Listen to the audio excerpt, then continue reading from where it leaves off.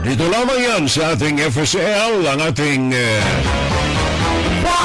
Saturday Line! At kagapay po ang inyong abang lingkod, lagi ninyong kasama sa puso, sa hirap at sa ginhawa. Pakinggan si Terrell Salvo tuwing Sabado dito sa FGS Web Radio para sa mga Pilipino. Second hour, ang ating insights, ang ating views in the news. Inside, Guro-Guro, Opinion, and Saturday Live. President Ferdinand Marcos Jr. must learn history to heart. This is to avoid repetition, because there are events that are similar and yet different. So the question is, after all these, will he survive? Yun ang ating tanong. Kaya bang mailigtas ni Bongbong Marcos ang kanyang sarili? Nais ko lamang ipaturo ng mga kapitbahay, the time is of the essence. Nung ako'y aktibo sa real estate, yun lagi ang nasa ulo natin at sa mga pakikipag-ugnayan natin sa kapwa mga realtors nung araw, mga brokers, yun ang aking laging isinasaisip at sinasabi. Time is of the essence because of competition or because of jealousy. Kailangan ay swift, mabilis, aksyon kaagad. Now, sa issue na itong pag-uusapan natin, especially pertaining to the presidency of Ferdinand Marcos Jr.,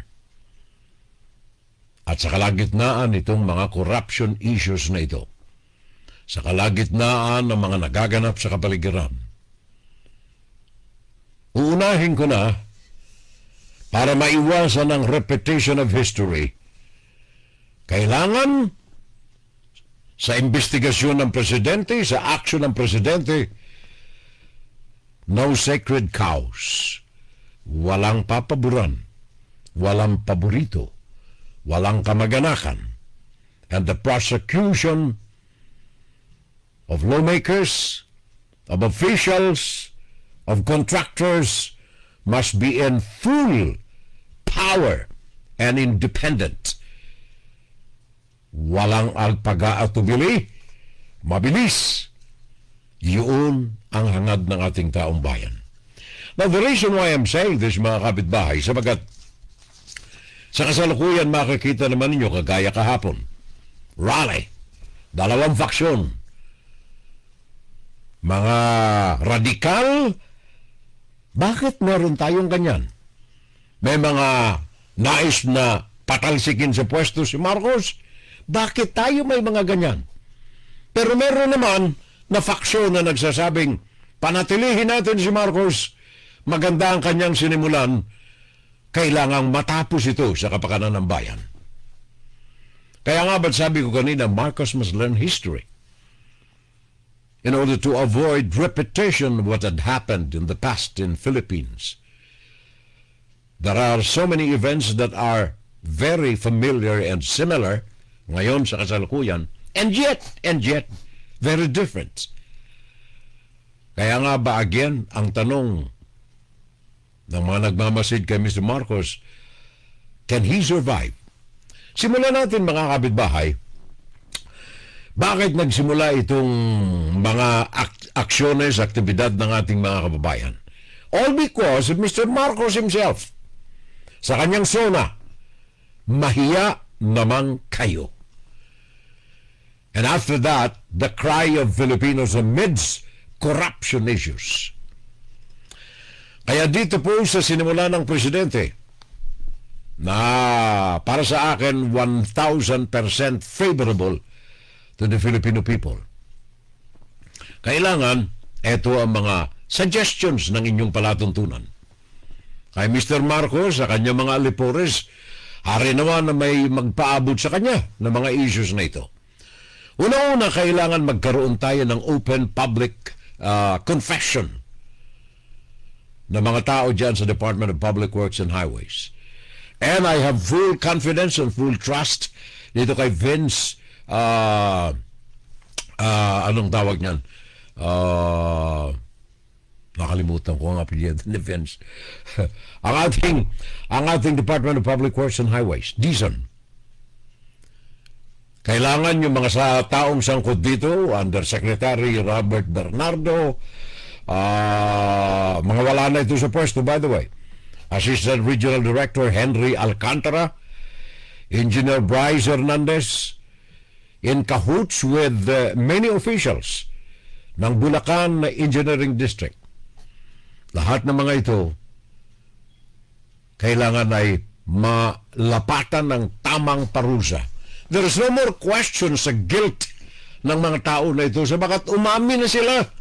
Kaya nga ba't ang tanong natin ngayon sa Ombudsman, bakit wala pa hanggang ngayon na aksyon laban sa mga tao na ito? Masusukat ang sinseridad ng Presidente, as I was saying 1 hour ago, na ang aksyon ng ating mga sangay ng gobyerno sa katarungan, Department of Justice, National Bureau of Investigation, na andyan ang Ombudsman, nasa kanila ang mga initial information na kailangan upang ang sandigang bayan ay humusga sa mga tao na ito in public service. So ang mga ito dapat ay mabilis, snap. Kailangan ay swift, sabi ko nga kanina. Dapat bago mag-Nobyembre 30, may mga tao na sa loob ng bilangguan. Yan ay hindi po galing sa akin. Yan ay galing mismo dito sa mga tao na nagmamasid. Mga kaibigan natin na nagpapaabot sa atin ng mga informasyon. Ano ang feeling, ano ang damdamin ng taong bayan. The demand of the Filipino people. Sabi nila, yung mga sangkot dito na matindi ang mga gawa ng krimen laban sa taong bayan, kailangan ng mga ito ay managot na. Kailangan ipakita sa mga Pilipino na hindi hausyaw ang mga pagbuo ng ICI. At si Mr. Marcos should take note of the activities ng ating mga ordinaryong mamamayan. Especially ang simbahan. Salute po sa ating mga pare, salute sa ating mga pamunuan ng Bishops' Conference sa bakit sila ang mga namumuno ngayon. In fact, saludo ako sa kanilang panawagan. Pinanonood ko itong mga misa sa simbahan, especially sa aking mga mahal na simbahan sa Bicolandia, sa Naga Cathedral, sa Basilica Minore ng Peñafrancia, sa St. Francis Church. Mga simbahan ko yan nung araw nung ako'y naandyan. And of course, sa Quiapo Church sa Maynila, sa Baclaran. Ang mga nagmimisang mga online na napapanood ko rito every week, nagsasabi na ang taong bayan ay gising na gising. Kaya meron tayong trillion peso March movement na ang kanilang deadline na makakita ng achievement, ng advancement, ng improvement, ng action, Nobyembre 30 sa araw ni Bonifacio. Nagsimula ang kilusan na ito sa trillion peso march. Ngayon ay trillion peso movement. By the way, naalala ko, may dagdag ko lamang ito, ang panawagan ng grupo na ito na ating sinusuportahan 1,000%. Ang panawagan nila sa ating mga kababayan, pag-araw ng Biyernes, kayong mga may sasakyan, magbusiya na kayo. Grupo-grupo o kaya individual, mamahagi kayo ng puting ribbon. Naalala ninyo yung yellow ribbon ng araw ng panahon ni Benigno Aquino Jr.? That is exactly the reason why sinasabi ko, there are similarities. In the time of the old regime of Mr. Marcos, Ferdinand Marcos Sr., napatay si Ninoy Aquino sa tarmac ng Manila International Airport. Naging mitsa ng yellow ribbon, tie a yellow ribbon. Pagkatapos ultimately ang EDSA People Power. Ayaw natin, ako personal, ayoko mangyari yan kay Mr. Marcos. Why? Malalaman ninyo mamaya ng konti. Marami rin siyang mga nagagawa. Kaya nga ba't sabi ko sa mga nakalipas na broadcast natin, this is a golden opportunity for Mr. Marcos to redeem, mabawi, mapalitan ang masamang imahe ng kanyang apelyido ng isang magandang kinabukasan at masarap, matimyas na wakas sa kanyang administrasyon. Weekly White Friday ang tawag ng mga grupo natin ngayon. Hindi Yellow Ribbon, White Friday. Mamahagi tayo ng mga puting ribbon just to continue the fire burning, sabi nga, up to the date of November 30. In fact, sabi ko na nga kanina, yung mga misa sa mga simbahan, alam kong hindi man nakikita ko ang lahat, at least yung mga nasa online na mga misa. Pinakikinggan ko yung mga pare namin sa Bicol na sa kanilang mga homily, kasama rito ang panalangin. In fact, sa katapusan ng misa, may panalangin para sa ikabubuti, ikatutuwid ng takbo ng buhay ng ating bansang sinilangan. So, ang panawagan, noise barrage, sa mga pares at mga communities, especially on Fridays, paglahok sa mga white ribbon displays at iba pang mga simbolo ng puti sa inyong mga tahanan. Kaya lamang, nais ko ring bagyan ng babala ang ating mga kababayan. Mag-ingat po kayo. May paririnig ako sa inyong isang tinig, isang balita galing kay Liza Bonzo ng Billionaire News Channel para lamang mabigyan kayo ng konting babala na hindi ho lahat ng mga nasa kalsada ay kailangang samahan natin. Pakinggan natin sandali ito bago natin ituloy ang ating usapan. Umalingaw ng busina, tambol at protesta sa isang kanto sa EDSA. Daig nila, tila puro sirkus na lang ang nangyayari sa mga pagdinig sa flood control scandal. 3 months na pong nakakalipas simula nang matapos ang SONA ni Pangulong Marcos Jr. Pero hanggang ngayon, wala pa rin nananagot. Hanggang ngayon, wala pa rin mga politiko ang nakukulong. Bilang patuloy na pagkondena sa korupsyon, nagsagawa muli ng pagkilos ang ilang grupo sa pamamagitan ng pag-iingay at pagkakabit ng puting laso sa mga driver at commuter na nakikiisa sa kanilang mga panawagan. Mapabata, matanda, kahit pa mga tsuper na nasa gitna ng pamamasada. Ang puting ribbon po ay sumisimbolo sa katapangan din ng ating mga kabataan at ordinaryong Pilipino na walang tigil. Halos isang buwan mahigit na po nagmamarcha. Ngayon po ang panawagan naman natin sa ating gobyerno ay isang malinis na gobyerno, tapat at magsisilbi sa mga ordinaryong Pilipino. Ipinahayag muli ng Akbayan Party List ang nismaya nila sa pag-aproba sa Kamara ng 2026 budget kung saan may milyong piso ang program funds pa rin umano. Patuloy rin daw ang pagkatok nila sa ICI na buksan sa publiko ang mga pagdinig nito. Isang countdown ang lingguhang pagkilos na ito sa gaganaping trillion peso march sa EDSA People Power Monument sa darating na November 30 kasabay ng Bonifacio Day. Para sa agenda, Liza Bonzo, Billionaire News Channel. Yan ang sinusuportahan nating grupo 1,000% mga kapitbahay. Sa mga tiyan ang may malinis na budhi. Yan ang may busilak na kadahilanan na mapanuto, mapaganda ang takbo ng ating bayang tinubuan. Now, nakikita naman ninyo kagabi at kaninang madaling araw dito sa amin, pinanood ko itong mga rallies na mga nagaganap kahapon Friday sa Pilipinas, especially yung mga nandyan sa Mendiola. Makikita naman ninyo ang diferensya.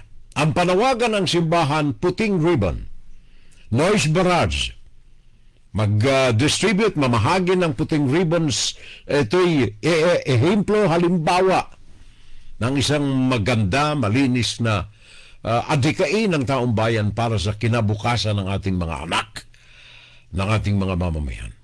On the other side, meron tayo nakikitang namumula. May mga simbolo ng komunismo diyan sa kalsada. Kaya ang aking paalaala, beware. Ang Chinese Communist Party, China-funded destabilizers diyan sa Pilipinas. Hindi ho outside the Colombo ang mga ito. Sabagat meron silang political organizations na naandyan sa bansa. Kagaya ng nasabi ko ng mga nakalipas nating broadcasts, maging ang legitimate political party sa Pilipinas ay pinasok ng Chinese Communist Party, ang PDP Laban. Hindi mapapasubalian, hindi mapasinungalingan, sabagat mismo ang liderato nito at ang liderato ng Chinese Communist Party ay may ginawang dokumentado na kasunduan. Naalala ko tuloy, Mr. Marcos, baka naman kailangan tingnan nating maigi ang legitimacy at ang necessity na mga konsulado ng Chinese Communist Party diyan sa Cebu City, diyan sa Davao City, at diyan sa Ilocos Norte. Tatlo na itinatag na Chinese Communist Party consulate sa panahon ni Rodrigo Duterte. Diyan sa Plaza Hotel sa Cebu, diyan sa Acacia Matina sa Davao, at diyan sa Barangay San Francisco San Nicolas sa Ilocos Norte. Ginawa ito noong panahon ni Duterte upang magkaroon ng easy accessibility ang mga Chinese diyan sa mga lugar na yan. Pabor sa pamamahala ni Mr. Rodrigo Duterte, sabagat merong malapit na relasyon ang mga Duterte sa Chinese Communist Party. May mga formal na mga kasunduan mga ito. At mabalik tayo dito sa kasalukuyang rally sa mga kalsada. Sabi ko na nga, bantayan natin ng maigi. Sabagat bahagi ito ng kinabukasan ng pamamahala bilang presidente ni Ferdinand Marcos Jr. Can he survive? Ito pong samahan ng mga legitimate politicians natin sa bansa, conniving with the Chinese Communist Party. Malakas. Gawa na meron silang pera. Meron silang pangsustine. Meron silang propaganda machinery. In fact, ito po ay hindi bulong-bulungan, hindi ito chismis, hindi ito marites. Sabagat ito ay mga dokumentado ng intelligence community diyan sa Pilipinas at dito sa Amerika. Ang Chinese government is directly funding and or supporting anti-Marcos movement amid the Philippines flood control corruption scandal. Madali sabi, ito ay isang issue na binabantayan ng China at ine-exploit, ginagamit ng China upang wasakin ang impresyon ng taong bayan sa administrasyon ni Ferdinand Marcos Jr. Ayon dito sa tala na nakuha pa rin natin from the intelligence community, ito po'y dokumentado. China is conducting online disinformation campaign against President Ferdinand Marcos Jr. amid flood control scandal. At hindi lamang ang conducting disinformation, kundi intensifying, pinalalakas pa ang disinformation campaign, and expect, asahan natin, na lalo pang magiging talamak ang disinformation campaign, labang kay Ferdinand Marcos Jr. habang palapit ang 2028 elections. Ito po yung mga tala itong nakukuha natin. Report galing mismo sa Philippine authorities natin. Galing mismo dyan sa ating Armed Forces of the Philippines. Galing sa ISAF. Ano ang mga reports na kumakalat ngayon? No, not necessarily kumakalat. Sinusupil ngayon para hindi malaman ng taong bayan. Yung ayon sa report na ito, detalyadong online influence operation. Hindi ko na i-detalye ito sapagkat classified information po ito eh. Detailed online influence operation.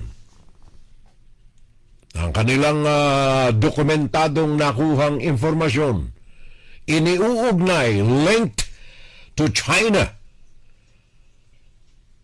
aimed to undermine President Ferdinand Marcos Jr.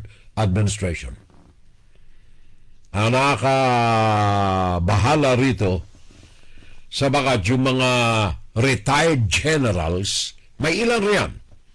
Not necessarily all, and not the majority. May ilan riyan na hanggang ngayon ay anong tawag yan? Supporter. Kung hindi mang kadre ng organisasyon ni Mr. Rodrigo Duterte in connivance with the Chinese Communist Party.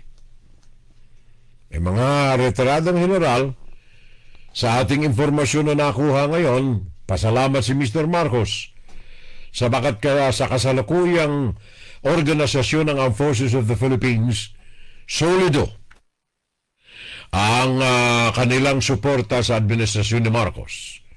But to some, especially belonging to the retired members of the armed forces who are still loyal to Mr. Rodrigo Duterte, may influensyang malakas, especially ang funding ng Chinese Communist Party.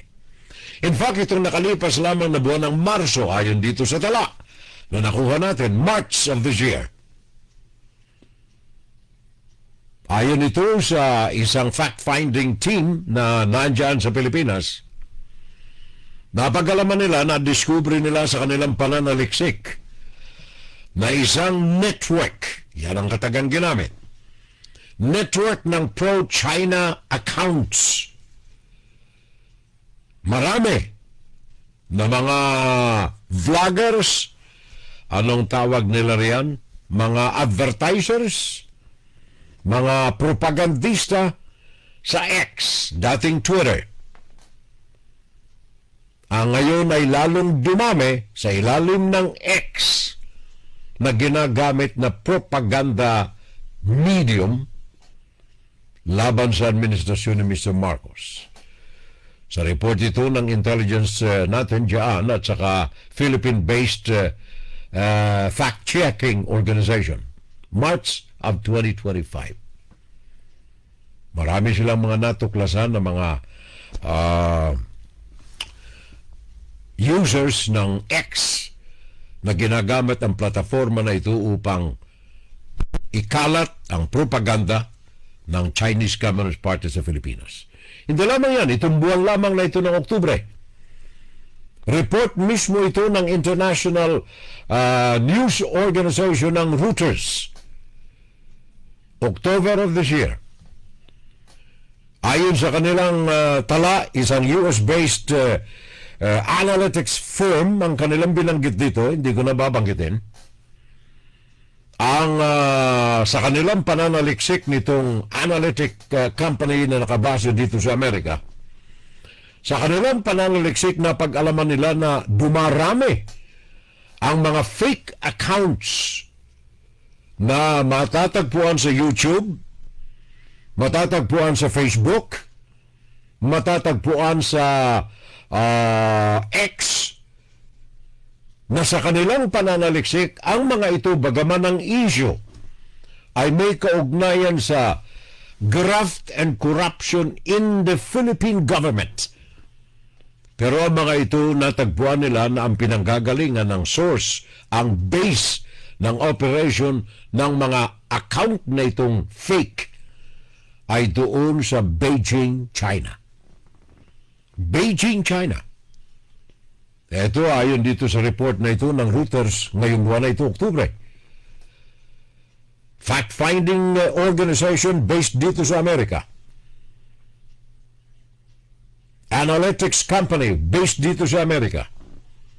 Ang mga findings nila dumarami at inaasahan nila sa kanilang projection na darami pa ang mga fake accounts na ito na kanilang nakita galing sa mainland China, particular in Beijing, targeting Filipino communities sa Pilipinas.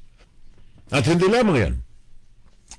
Yung mga influencers, ito ang kataga, ang mga influencers ay suportado sa ilalim ng ministry ng Chinese Communist Party diyan sa Pilipinas, na kung saan ay isinusulong, promoted or promoting political figures in the Philippines, especially more favorable to the Beijing government. Ang mga ito ay mga lehitimong politiko sa bansa. Without mentioning names, alam natin kung sino. Sino ang mga tahimik sa issue ng West Philippine Sea? Kahapon lamang, may mga insidente na naman dyan sa West Philippine Sea. Sa Baho de Masinloc, naglalagay sila ng estruktura riyan na kung saan ngayon lamang nabanggit ng ating Coast Guard.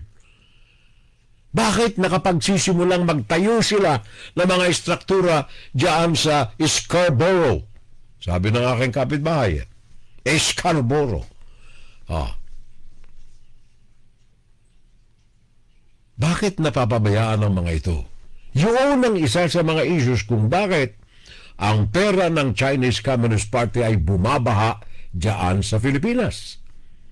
Sabagat nais nilang matanggal si Marcos o sino man na susunod kay Marcos na hindi si Sara Duterte.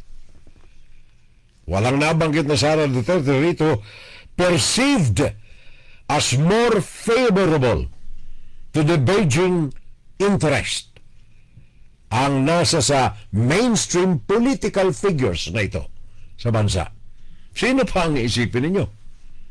Sara Duterte? Bongo? Bato de la Rosa? Robin Hood Padilla? Marcoleta? Rudent Marcoleta?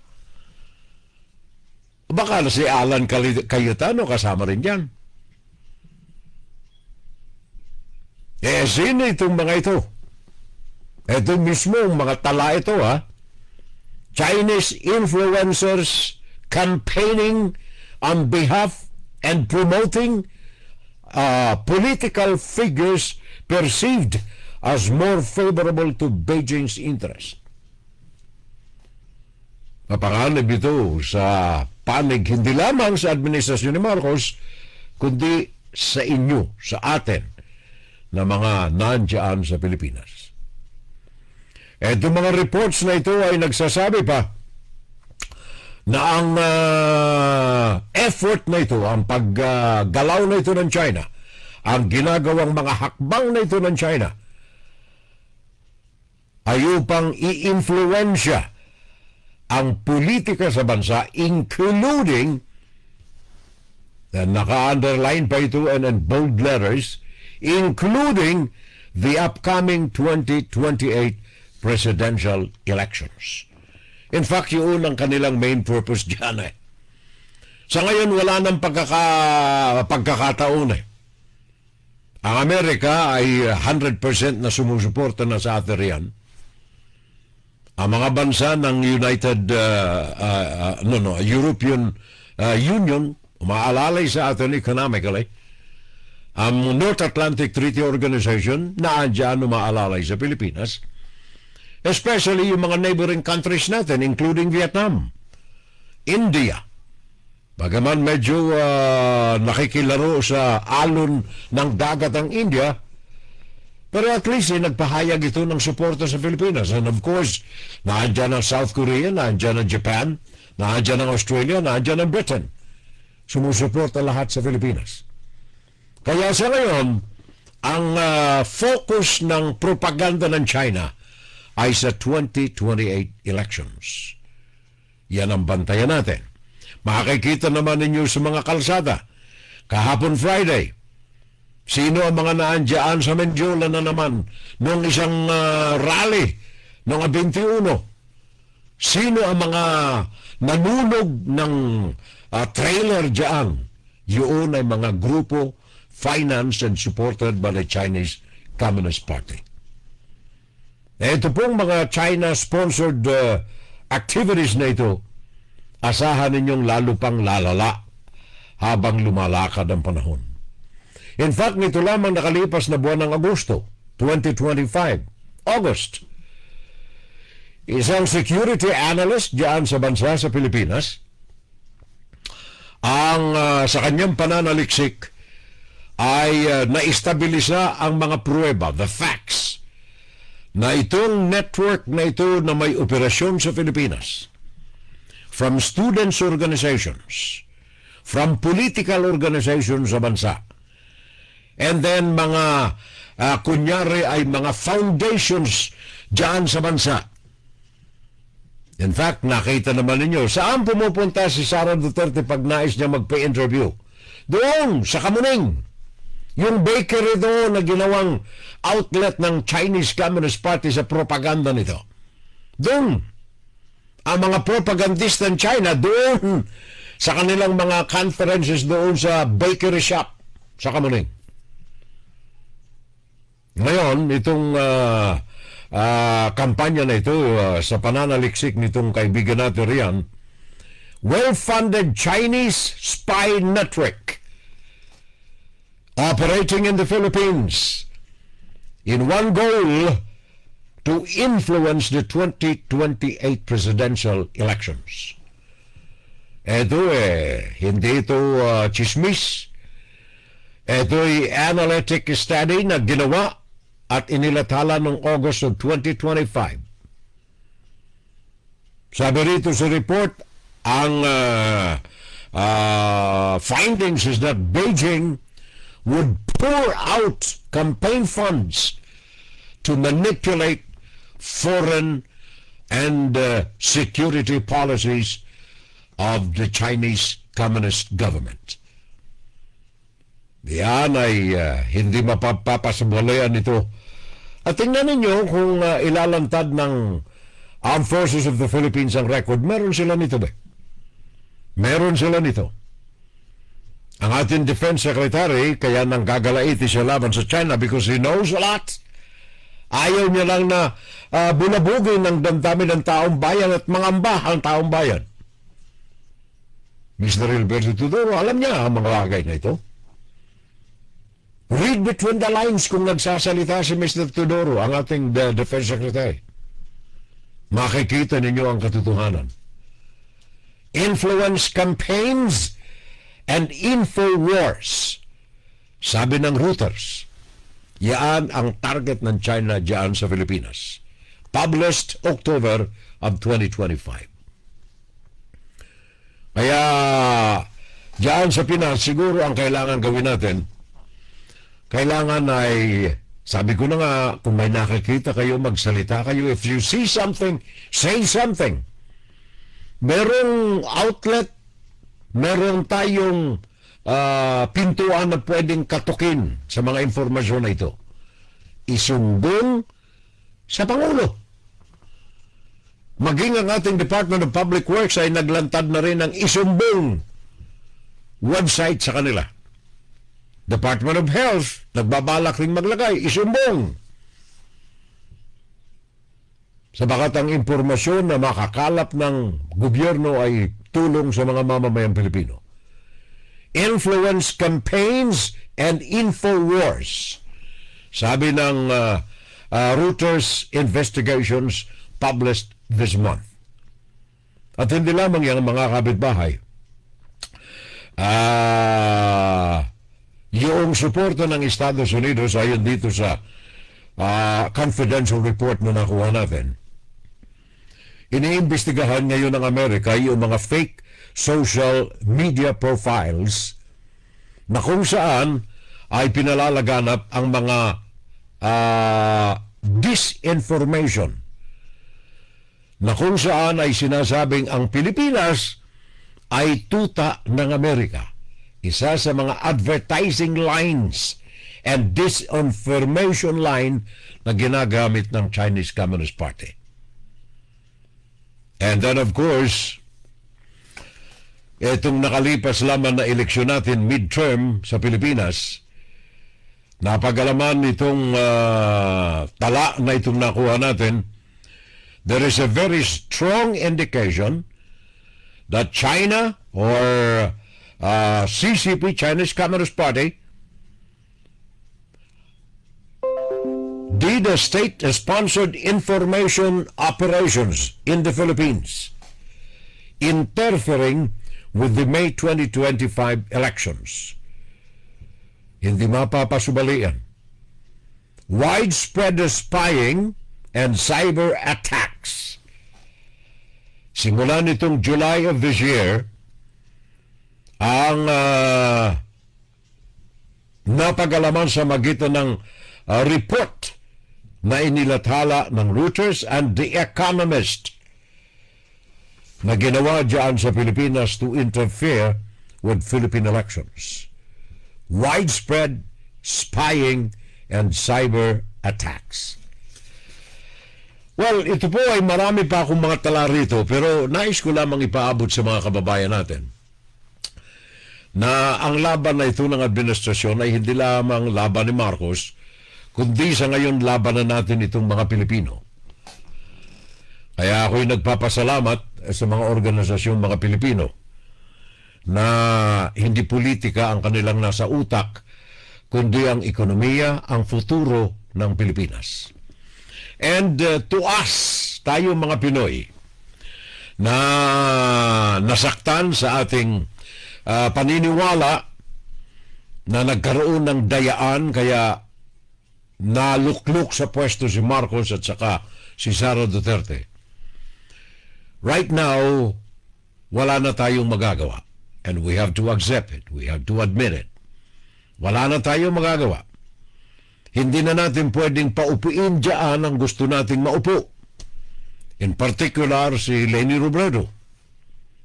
Huwag na tayong umasa. Ang natitira sa pwesto ngayon ay bali 2 taon na lamang. 2.5 years. 26, 27, and 28. Sa 28, Mayo, kalahati na lang. Ngayon, tapos na ang 2025. Huwag na tayong umasa na magbabago pa ang nakaupo sa Malacanang. Tanggapin na natin na naandyan si Marcos. At so far naman, sa aking personal na evaluation, ginagawa ni Marcos ang dapat na gawin. Alam kong masakit sa kanyang alaala ang masamang reputasyon ng pamilya. Kung kayo na nakikinig sa broadcast natin ng mga nakalipas na panahon, isa tayo sa mga nagbubunyag ng mga hindi magaganda. That's why at that time, ang suportado natin ay yung tunan na may pagmamahal sa bayan, Robredo. Ngayon, huwag na tayong umasa. Tanggapin na natin ang katotohanan. Nandiyan si Marcos, and so far naman is so good. Ang pagkiling niya o pagbasura niya sa ideolohiya ng Chinese Communist Party, sa akin, saludo ako riyan. Sabagat mas malaya ang Pilipinas sa isang demokratikong pamamahala ng gobyerno. Right now, ang kanyang paglaban sa China, sa West Philippine Sea, is favorable sa taong bayan. And lately, ang kanyang exploration project sa langis, involving European and American oil drillers and companies, sa akin, pabor ako riyan. At least malayo na ang kamay ni Xi Jinping sa mga oil opportunities ng bansa. At ang kanyang mga kautusan ngayon, laban sa korupsyon, saludo ako riyan. Swift action ang utos ng presidente. At sa kanyang ginawang pagbubunyag, mahiya kayo, para sa akin, it is a big step na pabor sa mga mamamayang mga Pilipino. Kung hindi sa kanyang bibig nang galing yan, I doubt kung hanggang ngayon meron tayong kilusan, meron tayong mga pagkakaalam sa mga Diskaya, sa mga Hernandez na yan at kung sino-sino pa.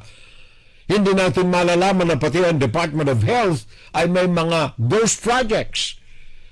And of course, nagsimula sa Bulacan, kumakalat sa buong bansa ang pagkakahayag sa magitan ng isumbong sa presidente.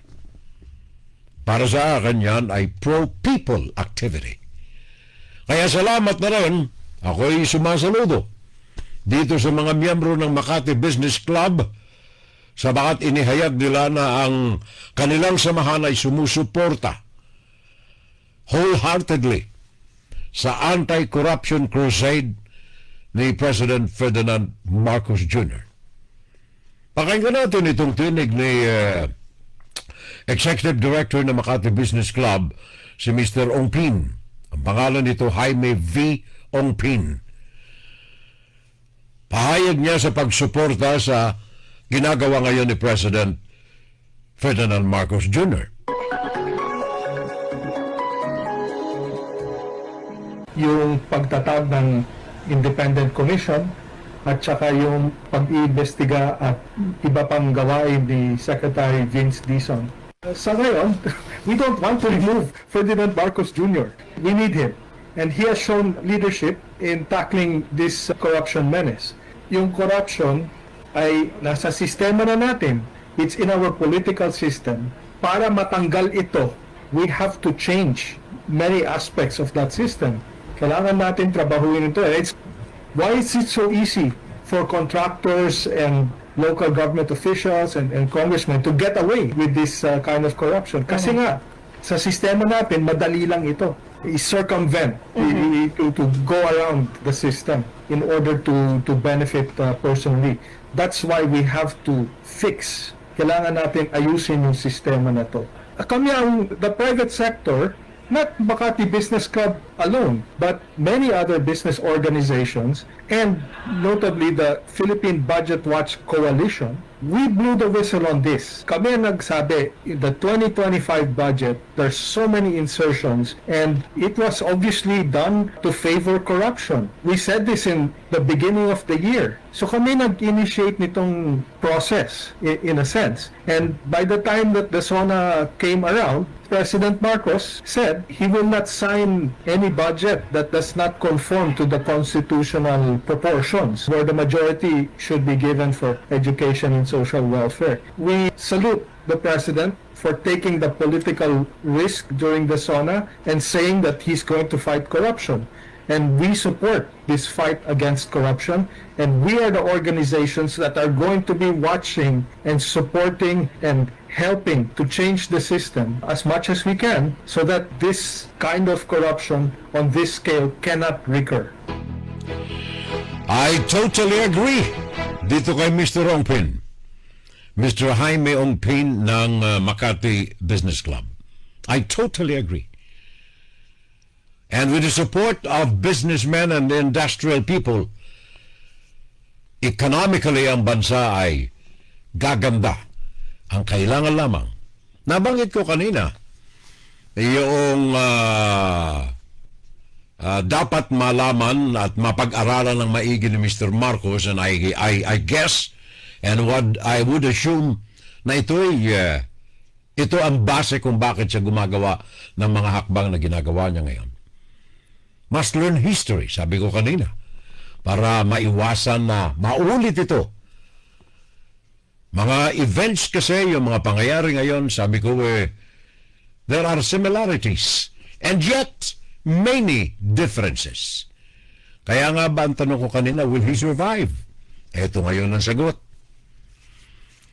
Kung natatandaan ninyo kasi 1983, kung ako yung tinagkakamali, si Ninoy Aquino ay nabaril doon sa tarmac. And of course, sumiklab ang damdamin ng taong bayan, mga supporters ni Ninoy Aquino, hanggang eventually nagkaroon ng people power. Ngayon, may pagkakaiba. Nung araw, well of course, ang behind the scene na dahilan kung bakit sumiklab ang taong bayan, not necessarily yung pagkakapatay kay Ninoy Aquino. But the reason behind the movement, yung graft and corruption din. Noong panahon ng matandang Marcos Jr., Marcos Sr., yung cronyism ng panahon, yun ang simula rin. Today, corruption din ang dahilan. Ang pagkakaiba nga lamang, noong araw, ang taong bayan ay kumuyom ng kanilang galit sa administrasyon, nabigyan lamang ng pagbubukas ng pintuan, mailabas ang kanilang damdamin nang mapatay si Ninoy Aquino. Ngayon, it's the same but different. Different sapagkat mismong si Marcos na ang nag-udyok sa taong bayan na eto, mahiya naman kayo. Yun ang SONA na kilala ngayong taon, mahiya naman kayo. And so, bagaman mayroong close semblance ang simula ng pagsiklab ng damdamin ng taong bayan, there are differences. At ito ang dapat na i-exploit. Ito ang dapat samantalahin ni Marcos na magkaroon ng redemption. Mabago, alam kong hindi siya makauulit na ang kanyang panunungkulan sa gobyerno will end in 2028. After that, ang buhay niya, history. Ang pananaw sa kanyang taong bayan will depend on the last day of his public office. Magkakaroon ba ng redemption o wala? Will he survive sa onslaught na ito ng kanyang mga kalaban headed by the Chinese Communist Party? So, ano ang mga dapat gawin ni Mr. President Ferdinand Marcos Jr.? Sabi ko na nga kanina, kailangan meron tayong bilis ng kilos. Meron tayong urgency. Meron tayong essence of sincerity. Sabagat ang oras mahalaga. Swift. No sacred cows. Kailangan ang prosecution sa lahat, lawmakers, mga elected officials, mga contractors, walang sasantuhin.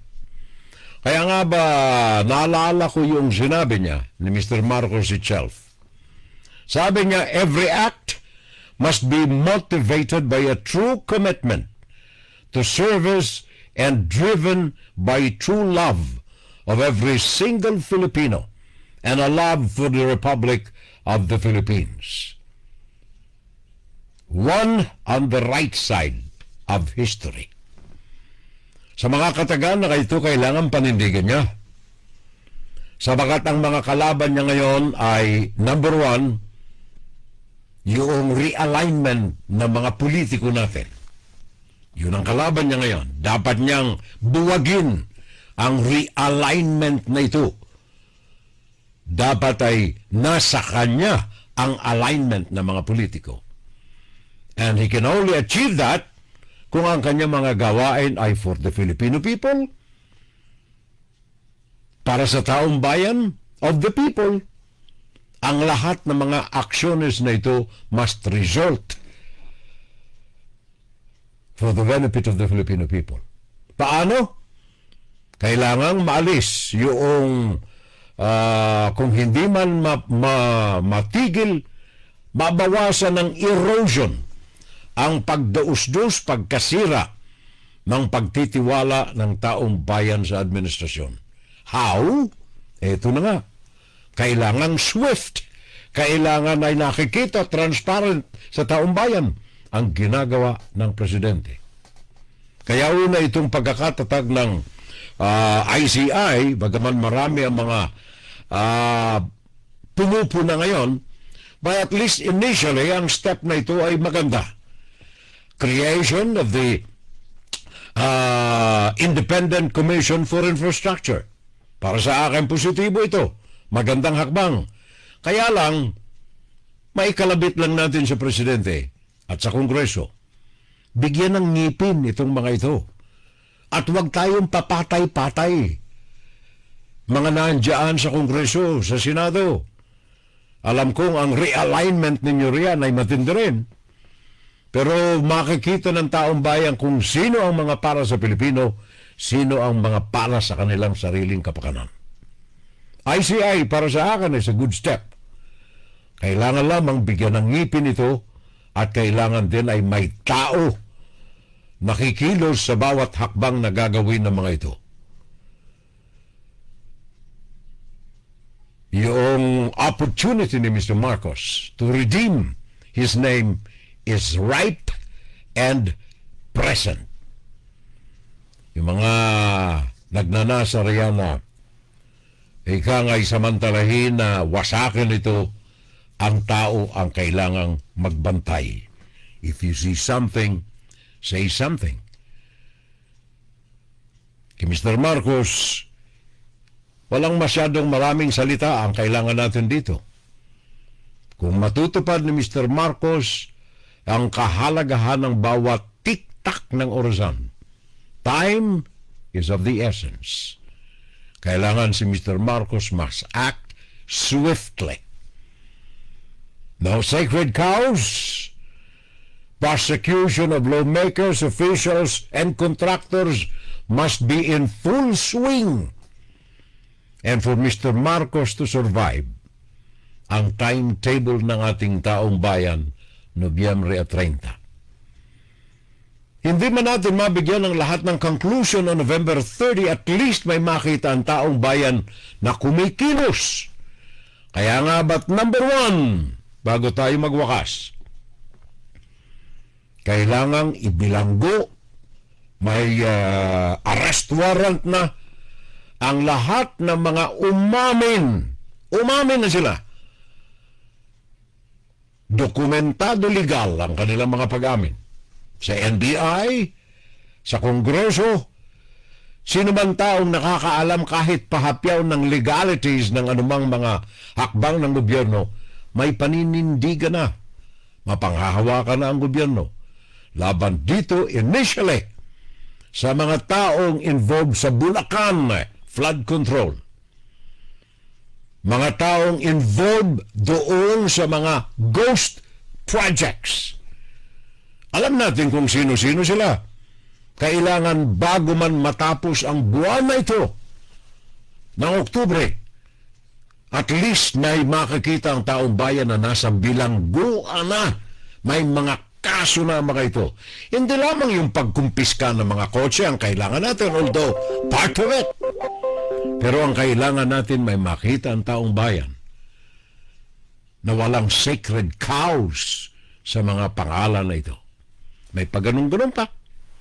Pero bakit, ang tanong ni Juan de la Cruz, bakit naglalamyerda pa sa labas ang mga ito? Hindi ho naman naglalamyerda. Nandoon po sila sa Senate jail. Hindi yan ang kailangan, Mr. Remulla, to conclude the show today. Nasa kamay mo ang trust and confidence ng taong bayan.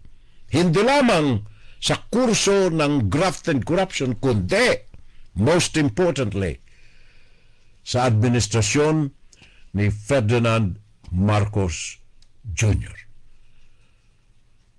Ang survival ng presidente partly nasa kamay ng ating hudikatura at ng ating hustisya. insight, kuro-kuro, opinion, and Saturday Live. Tayo namang mga Pilipino kapitbahay, tingnan natin maigi yung mga sumisigaw sa kalsada. Baka ang mga ito ay planted ng Chinese Communist Party. Tandaan ninyo, milyon ang dolyares na ibinubus-bus ngayon diyan sa bansa, wasakin lamang ang gobyerno. Puso ko, sa bayan ko.